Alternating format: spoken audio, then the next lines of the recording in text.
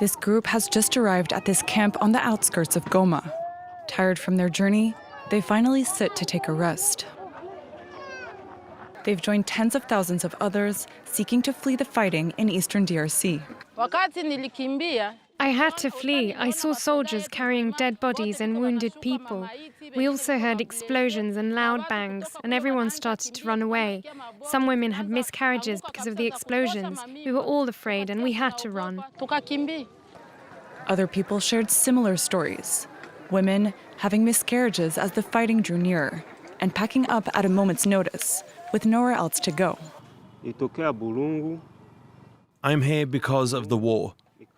Coming here to Goma was the only option, because the M23 rebels control all the other territories. Life is hard here. We need help.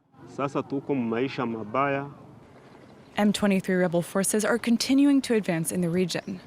Last month, they captured Kichanga, just northwest of Goma. For weeks, there have been fears that the group could encircle the city, which lies on the border with Rwanda. In November, the group accepted to withdraw by mid-January. But a month later, the agreement has stalled.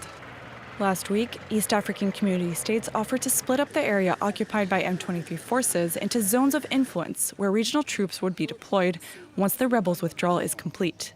A proposal which ruffled the feathers of the authorities in Kinshasa.